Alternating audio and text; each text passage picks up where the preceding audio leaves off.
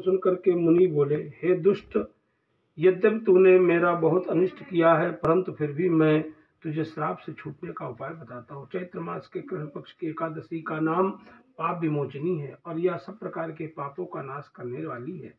इसका व्रत करने से पिशाच योनि से मुक्त हो जाओगी।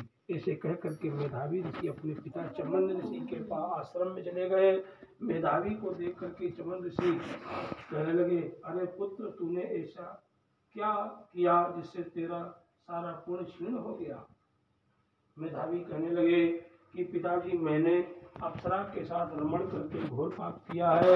अब आप इस पाप से छूटने का प्रायश्चित मुझे बतलाइए। तब चामन ऋषि बोले, हे पुत्र, चैत्र मास के कृष्ण पक्ष की पाप विमोचनी एकादशी का व्रत करने से सब पापों का नाश हो जाता है, इसलिए तुम इस व्रत को करो।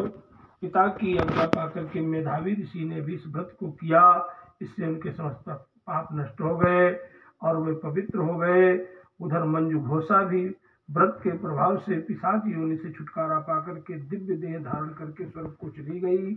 लोमस ऋषि कहने लगे, हे राजन, पाप विमोचनी एकादशी के व्रत को करने से सब पाप नष्ट हो जाते हैं। इस कथा को पढ़ने या सुनने से हजारों गौ दान का फल प्राप्त होता है तथा व्रत से ब्रह्म हत्या, गर्भपात, बाल्यावस्था और बाल्य हत्या, सुरापान, स्त्री से प्रसंग आदि सब पाप नष्ट हो जाते। श्रीमद्देवा खंडे पुराणे सामंत्री देवी महात्म्य। बोलो श्री कृष्ण भगवान की जय।